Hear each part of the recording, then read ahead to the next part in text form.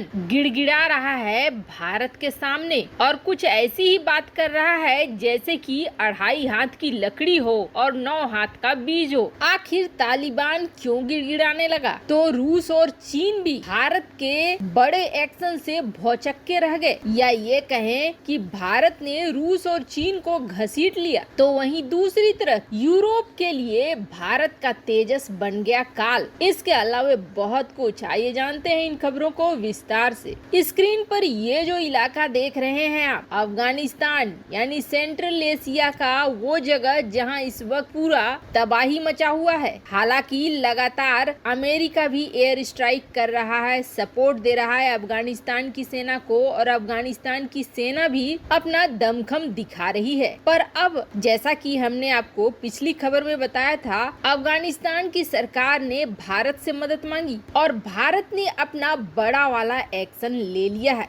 भारत ने वो कर दिया है जो चीन और रूस करना नहीं चाहते थे, लेकिन आखिर वो घसीटे में आ गए और उन्हें करना पड़ा। न चाहते हुए भी भारत की बातों को मानना पड़ा। और असर इतना ही नहीं हुआ, भारत के एक्शन से घबराया हुआ तालिबान अब भारत के सामने गिड़गिड़ाने भी लगा। अफगानिस्तान की तरफ से जब कॉल आई भारत के विदेश मंत्री को यूएनएससी में इमरजेंसी मीटिंग बुलाने की, ये तो आपको पता ही है कि भारत अगस्त महीने से यूएनएससी का अध्यक्ष है, इसलिए अफगानिस्तान की कॉल सीधे भारत को आई। अब दुनिया ये सोच रही थी कि भारत क्या एक्शन लेगा, तो भारत ने यूएनएससी में तालिबान के खिलाफ एक्शन लेना भी शुरू कर दिया है और अब उतरेंगी खास फोर्स। दरअसल भारत ने यूएनएससी में एक प्रेस स्टेटमेंट जारी करवाया है। आपको बता दें, जब इजराइल और फिलिस्तीन का मामला हुआ था तब चीन अध्यक्ष था और चीन को एक प्रेस स्टेटमेंट निकालने में 12 बज गए थे, पर 15 देशों के समूह में इस प्रेस स्टेटमेंट को निकाला गया। और भारत की ताकत देखिए कि 15 देश में से किसी भी देश ने इस स्टेटमेंट का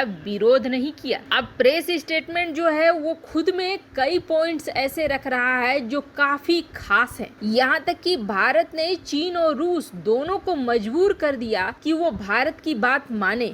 रूस और चीन जो भारत को अफगानिस्तान के मामले से दूर रखना चाहते हैं, इस मामले में किसी भी तरीके से भारत की एंट्री होने देना चाहते हैं, आखिर उनको भी मजबूर कर दिया भारत ने अपनी बात मानने के लिए। ये जो स्टेटमेंट रिलीज हुई है, इस स्टेटमेंट में कौन कौन से पॉइंट हैं वो जानिए। सबसे पहले तो भारत ने पहले नंबर पर सारे देशों से ये कहलवाया कि यूएन पर जो हमला हुआ, हेरात में जो हमला हुआ, वो गलत था। इसके लिए सारे देशों ने हाँ कहा। फिर दूसरे पॉइंट पर ये कहलवाया कि तालिबान जो हिंसा कर रहा है वो गलत है। इस पर भी 15 देशों ने कहा हाँ। उसके बाद आतंकवादी हमले की निंदा की, इस पर भी 15 देशों का हाँ आया। और अगले पॉइंट में राजनीतिक समाधान और सीज फायर की बात की, इस पे भी हाँ आया। और सबसे बड़ा पॉइंट ये था कि भारत ने ये रखा कि अगर तालिबान सत्ता पे आता है तो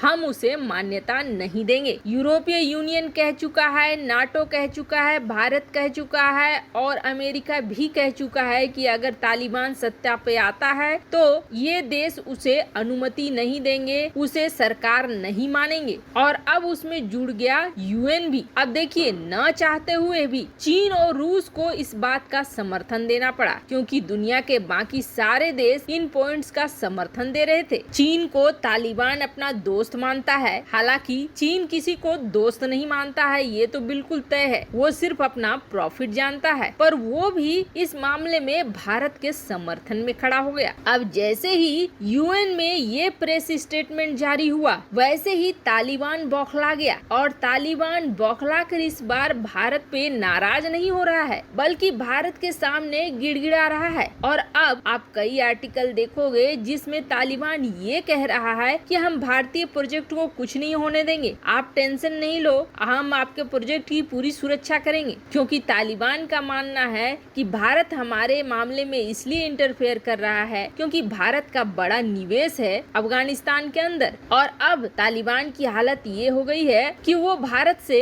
रिश्तों को ठीक करना चाहता है। अब इस प्रेस स्टेटमेंट की ताकत कितनी है या इसके बाद जो प्रस्ताव आएगा उसकी ताकत कितनी है, इसको समझ समझिए आप। दरअसल ये एक चरण है। अब इस चरण के बाद प्रस्ताव आएगा और प्रस्ताव पास हो जाने के बाद उतरेंगी अफगानिस्तान में यूएन पीस कीपिंग फोर्स, यानी यूएन की शांति सेना। अब यूएन की जो ये शांति सेना उतरेगी, इसमें पाकिस्तान के भी होंगे, चीन के भी होंगे सैनिक, भारत के भी होंगे सैनिक। और इस पर हमला अगर तालिबान करता है तो अंतर्राष्ट्रीय स्तर पर तालिबान के ऊपर जाएगा पूरा दबाव, जिसकी वजह से तालिबान डर रहा है कि भारत अब उस तरफ बढ़ रहा है। इसी साल स्वीडन ने ब्राजील के साथ एक डील फाइनल की थी। करीब 35-40 हजार करोड़ रुपए की डील थी और इतना बड़ा पैसा देकर ब्राजील खरीद रहा था स्वीडन के ग्रिपेन विमान, और वो भी 36 की संख्या में। और ये जो ग्रिपेन विमानों को देख रहे हैं आप, ये वही विमान है जिसे भारत को भी ऑफर कर रहा है स्वीडन, और 114 विमानों की जगह किसी भी तरीके से इस ऑर्डर को पास कराना चाह रहा है। अब ये जो डील थी, ये स्वीडन के लिए नहीं बल्कि भारत के लिए बहुत बड़ी कामयाबी लेकर आई। अब जैसे ही स्वीडन और ब्राजील के बीच ये डील पक्की हुई, वैसे ही ये जितने देश देख रहे हैं, चिली, अर्जेंटीना, यहाँ तक कि सऊदी अरेबिया, इसमें होड़ लग गई ग्रिपेन विमानों को खरीदने की। अब बड़ी बात ये है कि 6 साल इस डील को हो गए, लेकिन 36 में से सिर्फ एक ग्रिपेन विमान पहुंचा है ब्राजील को, और इस एक की कीमत चुकानी पड़ी ब्राजील को $80 मिलियन। अब इसका अंदाजा लगाइए कि $90 मिलियन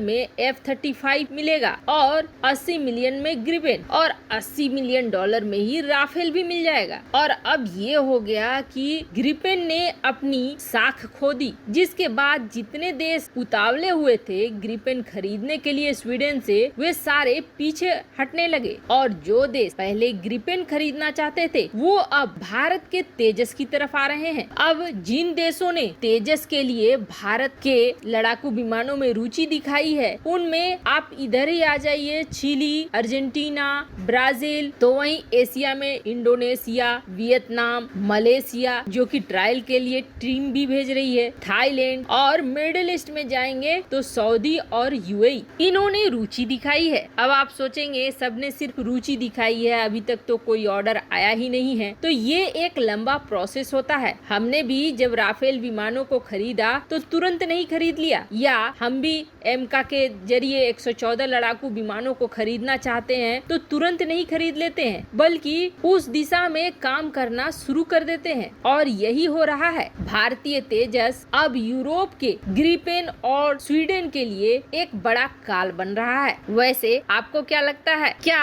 अफगानिस्तान में अब यूएन की शांति सेना उतरेगी? कमेंट कर अपनी राय जरूर बताएं। जल्द मिलते हैं अगले वीडियो में नई खबर के साथ।